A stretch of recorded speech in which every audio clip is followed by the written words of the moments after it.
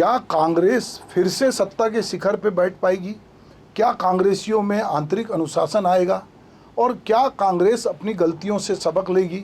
ये सवाल मैं इसलिए कर रहा हूँ, अभी रायपुर के पास अभनपुर में कांग्रेस का प्रशिक्षण शिविर चल रहा 10 दिन का। कभी देश की राजनीति का केंद्र रही कांग्रेस आज अपने सबसे कठिन दौर से गुजर रही है। एक समय ऐसा था जब कांग्रेस देश के अधिकांश राज्यों में काबिज थी, लेकिन आज पार्टी कुछ राज्यों तक सीमित होकर रह गई है, जबकि भाजपा लगातार अपने संगठन का विस्तार कर रही है, दुनिया की सबसे बड़ी पार्टी बन गई है। भाजपा की संगठनात्मक मजबूती का एक बड़ा आधार उसके नियमित प्रशिक्षण शिविर, वैचारिक कार्यशालाएं और बूथ स्तर तक अनुशासन माना जाता है। अब कांग्रेस भी उसी दिशा में कदम बढ़ाती दिखाई दे रही है। छत्तीसगढ़ के अभनपुर में कांग्रेस ने जिला अध्यक्षों का 10 दिवसीय प्रशिक्षण शिविर आयोजित किया है। सवाल यह है कि क्या यह केवल प्रशिक्षण है या कांग्रेस के पुनर्जीवन की शुरुआत है? रायपुर के निकट अभनपुर में चल रहे इस प्रशिक्षण शिविर में कांग्रेस के शीर्ष नेतृत्व की मौजूदगी सामान्य कार्यक्रम नहीं बल्कि इसे अधिक महत्वपूर्ण बना रही है। राहुल गांधी यहाँ पहुँचे, संगठन के महासचिव केसी वेणुगोपाल, प्रदेश प्रभारी जो हैं सचिन पायलट, प्रदेश कांग्रेस के अध्यक्ष दीपक बैज, नेता प्रतिपक्ष चरणदास महंत, राष्ट्रीय प्रवक्ता अलका लांबा सहित कई वरिष्ठ कांग्रेसी नेता जिला अध्यक्षों से संगठन, संविधान, कांग्रेस के इतिहास, राजनीति, विचारधारा और आगामी आंदोलन की रणनीति पे प्रशिक्षण ले रहे हैं। दरअसल कांग्रेस को महसूस हो रहा है कि चुनाव केवल नेताओं के दम पर नहीं बल्कि मजबूत संगठन के दम पर जीते जाते हैं। यही कारण है कि पार्टी अब जिला अध्यक्षों को सिर्फ पदाधिकारी नहीं बल्कि संगठन की रीढ़ के रूप में तैयार करना चाहती है। भाजपा वर्षों से प्रशिक्षण वर्ग और वैचारिक बैठकों के जरिए कार्यकर्ताओं को तैयार करती है। राष्ट्रीय स्वयंसेवक संघ की संगठनात्मक शैली भी भाजपा के अनुशासन का आधार मानी जाती है।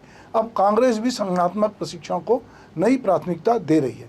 अब कांग्रेस का सेवा दल उस तरह से सक्रिय नहीं है जैसे पहले कभी था, लेकिन कांग्रेस के सामने सबसे बड़ी चुनौती केवल भाजपा नहीं है बल्कि उसका अपना आंतरिक ढांचा भी है। छत्तीसगढ़ इसका बड़ा उदाहरण। 2018 में कांग्रेस ने 90 में से 68 सीटें जीतकर ऐतिहासिक बहुमत हासिल किया, लेकिन 2023 में सत्ता गंवा दी और चुनावी विश्लेषण में गुटबाजी, नेतृत्व संघर्ष, आपसी मतभेद और संगठनात्मक कमजोरी को हार का कारण माना गया।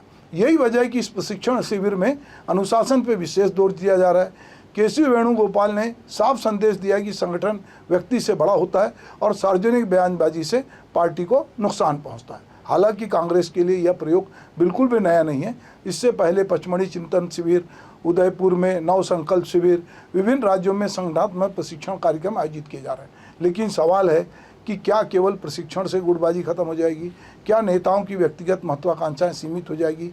क्या फैसलों को लेकर असहमति सार्वजनिक मंचों पर नहीं पहुंचेगी? राजनीतिक विश्लेषकों का मानना है कि प्रशिक्षण तभी प्रभावी होता है जब उसके साथ संगठनात्मक अनुशासन, स्पष्ट नेतृत्व और निर्णय के पालन की संस्कृति भी विकसित हुई। कांग्रेस की सबसे बड़ी चुनौती भाजपा की चुनावी मशीनरी नहीं बल्कि अपनी खोई हुई संगठनात्मक ऊर्जा को वापस लाना है। अगर जिला अध्यक्ष बूथ स्तर तक संगठन को सक्रिय कर पाए, कार्यकर्ताओं का मनोबल बढ़ा पाए और गुटों की बजाय संगठन सर्वोपरि रहा तो प्रशिक्षण शिविर कांग्रेस के लिए निश्चित रूप से नई शुरुआत साबित होगा। लेकिन यदि प्रशिक्षण केवल भाषणों, तस्वीरों तक सीमित रह गया तो इसका असर भी पहले के कई शिविरों जैसा ही सीमित हो जाएगा। अभनपुर का यह प्रशिक्षण शिविर सिर्फ छत्तीसगढ़ कांग्रेस का कार्यक्रम नहीं है बल्कि इसे कांग्रेस के संगठनात्मक पुनर्निर्माण की प्रयोगशाला के रूप में भी देखा जा रहा है। क्या इससे कांग्रेस में नया अनुशासन आएगा? क्या गुटबाजी खत्म होगी? क्या संगठन चुनावी जीत की दिशा में आगे बढ़ेगा? इन सवालों का जवाब प्रशिक्षण समाप्त होने से नहीं बल्कि आने वाले चुनाव और पार्टी के व्यवहार से मिलेगा।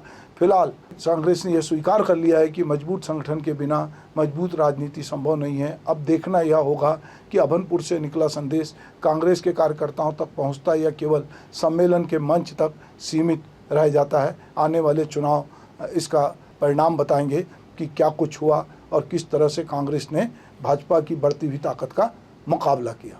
नमस्कार।